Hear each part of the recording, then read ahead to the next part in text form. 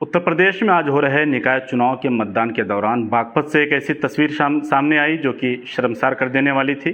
Baghpat ASP द्वारा प्रत्याशी और एजेंट को सरेआम गालियां देने का वीडियो सोशल मीडिया पर तेज़ी से वायरल हो रहा है। इसी मुद्दे पर आज हमारे साथ बात करने के लिए मौजूद हैं आम आदमी पार्टी की लखनऊ मेयर की प्रत्याशी एडवोकेट अंजू भट्ट जी। हमसे इनकी प्रतिक्रिया लेने की कोशिश करेंगे। अंजू जी, आप खुद प्रत्याशी रह चुकी हैं, यहाँ मेयर की चुनाव आपने लड़ा। जो ये आज तस्वीरें सामने आई हैं, एक जिम्मेदार अधिकारी को सरेआम गाली देना, एक एजेंट और प्रत्याशी को, ऐसे में कैसे देख रही हैं आप? देखिए, शर्मसार तो है ही है ये घटना, और शर्मनाक भी है। महिला का इज़्ज़त और सम्मान करना, हम कहा जाता है यूपी लखनऊ तहजीब का शहर है और शुरुआत यहीं से की जाए। और महिलाओं का सम्मान परिवार में और अगर बाहर बराबर नहीं होगा तो वो बाहर निकलकर सुरक्षित महसूस नहीं करेंगी काम करने के लिए। और जो ये घटना हुई है वो पर्टिकुलरली अगर देखा जाए तो ये साफ जाहिर करता है कि सत्ताधारी किस हद तक गिर सकते हैं अपनी चीज़ों को आगे करने के लिए, अप्रूव करने के लिए। तो बस ये एक ऐसी घटना है जो ये दिखाती है कि आपकी जो सत्ताधारी सरकार है वो महिलाओं की कितनी इज्जत करता है, कितना सम्मान करता है और महिलाएं कितनी सुरक्षित हैं उनके राज में। आज आपका एक बयान वायरल हो रहा है। आपने प्रेस कॉन्फ्रेंस कर ये आरोप लगाया कि आपके भी वोट देते वक्त कुछ समस्या सामने आई थी। जी, मैं मेयर प्रत्याशी हूँ और मेरा नाम ही आना होगा चुनाव आयोग में, तभी तो मैं मेयर प्रत्याशी के लिए खड़ी हो सकती हूँ। ये बहुत आम सी चीज़ है। लेकिन जब मैं वोटिंग के लिए गई थी तो मेरा सेंटर पड़ा था यहाँ पे प्रकाश बाल विद्या मंदिर है कठौता चौराहे पे ही। तो वहाँ पे उन्होंने मुझे 3 चक्कर लगवाए।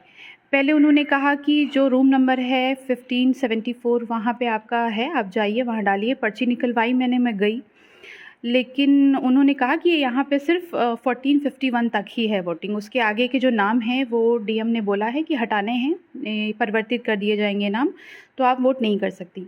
मैं वापस आई, मैंने बीएलओ से बात की तो बीएलओ ने कहा कि चलिए मैं आपके साथ चलता हूँ। वो अंदर गए, फिर उन्होंने बोला तो उन्होंने सेम बातें कही। और फिर थोड़ा जब मैं लाउड हुई तो उन्होंने कहा कि आप शासकीय काम में वो डाल रही, बाधा डाल रही हैं।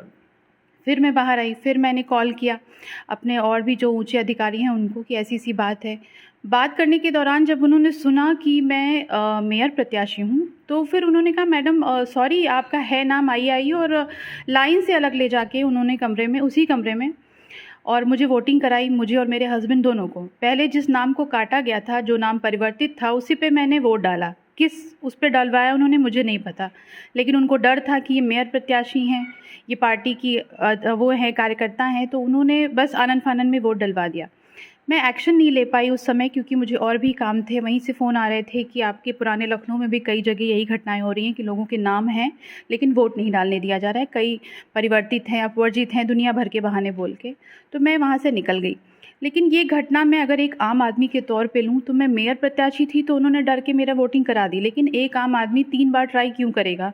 वो धूप में खड़ा है, आप मना करोगे वो चुपचाप घर चला जाएगा। फिर आप दोष लगाते हो लोगों पे कि आप वोटिंग क्यों नहीं करते हो। 35% वोटिंग पड़ी है, जनता बेकार है, जनता काम नहीं करी। जनता अपना पूरा काम कर रही है, जो काम नहीं कर रही है वो है चुनाव आयोग। ये सारा का सारा जो दामोदार आता है वो प्रेजेंट सरकार पे ही आता है कि वो इन चीज़ों को, लिस्टों को अपडेट क्यों नहीं करते।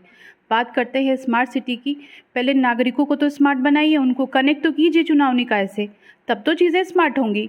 फेयर वोटिंग खेलिए, अगर आप काम कर रहे हैं तो आप जीतेंगे, लेकिन अगर आप इस तरीके से काम करेंगे तो ये तो सरासर बेईमानी है। आप मेयर प्रत्याशी लखनऊ से रही, आपने चुनाव लड़ा और आपने ये बड़ा आरोप लगाया कि जब आप वोट करने गई तो कहा गया कि आपका नाम ही नहीं है, वोट करने का एक हिसाब से कहा जाए अधिकार ही नहीं था आपको। तो इसके बाद आपने क्या एक्शन लिया? क्योंकि बिना नाम हुए तो आपने नॉमिनेशन किया नहीं होगा, नाम भी था, नॉमिनेशन भी हो, उसके बाद इस तरीके की प्रशासन की तरफ से जो कार्रवाई आपके ऊपर की जा रही थी, तो ऐसे में आपने क्या एक्शन लिया? देखिए, एक्शन तो मैं प्रूफ के साथ लूँगी। उस समय मैं बहुत व्यस्त थी क्योंकि चुनाव चल रहा था और जगह जगह से यही खबरें आ रही थी, तो मेरा पहले प्राथमिकता था वहाँ पे पहुँचना। जो लोग घंटों से धूप में खड़े थे, लाइन में लगे थे, तो उनको वोटिंग का अधिकार दिलाना, ये मेरा पहली प्राथमिकता थी। तो मैंने अपने मैटर को इतना ज़्यादा हाइप नहीं किया। लेकिन मैं अब सबूत इकट्ठे कर रही हूँ उन सारे लोगों का, उन सारे लिस्ट का जिनको अपवर्जित या परिवर्तित बोल के उनको वोटिंग नहीं दिलाई गई। उन सारे सबूतों के साथ जल्द ही मैं एफआईआर भी करूँगी और पीसी के माध्यम से मैंने ये आज मुद्दा रखा है, आगे भी इसको सबूत के साथ रखूंगी कि इस पे ज़रूरी है एक्शन लेना, क्योंकि आम जनता अपनी ही परेशानियों में बहुत परेशान है। अगर इस तरीके से चुनाव निकाय खेलेगा उनके साथ तो वोटिंग तो कम पड़ेगी ही, और फिर जनता के 10% वोट से किसी का जीत जाना मतलब वो जनता का चुनाव नहीं है। ये आपने चुन लिया है अपने आप को कि मैं 10% वोटिंग से बन जा रहा हूँ सरकार या सत्ता में, तो ये जनता के साथ बहुत बड़ी बेईमानी है। मैम लास्ट सवाल है, जैसे इस तरीके के वाक़यात हर चुनाव में होते हैं और हर ज़िले में, जैसे आज भी चुनाव चल रहा था, जगह जगह से शिकायतें आ रही थी। आप यहाँ प्रत्याशी हैं, एक बड़ा लीडर के तौर पे नेतृत्व कर रही हैं, तो आपने उसके बाद अपने पार्टी के लोगों से, बड़े पदाधिकारियों से बातें की कि इसके खिलाफ कोई एक मुहिम चलाई जाए कि आम जनता को परेशान न किया जाए? जी बिल्कुल, क्योंकि विपक्ष जो है वो इस मामले पे बहुत मुखर होकर सामने नहीं आ पा रहा है। हर चुनाव में लोगों को दिक्कतों का सामना करना पड़ता है। ये दिक्कत कई जगह मुझे अभी आई, जैसे कई मेरे ई रिक्शे या रैली हुई तो वहाँ भी मेरी परमिशन रोकी गई, कहा गया ये फोटोकॉपी क्यों लगी हुई है, तो मैंने कहा ओरिजिनल लगाने की परमिशन है भी नहीं, अगर 10 रिक्शे चल रहे हैं तो वो फोटोकॉपी ही लगेगी। तो ऐसे कई सारी पुलिस ने भी रोकने की कोशिश की, रैली रोकने की कोशिश की, कई सारी चीज़ें हुई, लेकिन मैंने उनको इतना ज़्यादा हाइप नहीं किया। लेकिन ये वोटिंग वाला मुद्दा तो बहुत बड़ा है, और अगर हम इस पे काम नहीं करेंगे, मैंने बोला भी कई लोगों से इस बात को, तो उनका कहना ये था कि आपके जो पार्षद हैं वो चुनाव के समय दिखाई पड़ते हैं, बाकी टाइम ये लिस्ट अपडेट करना उनका काम है।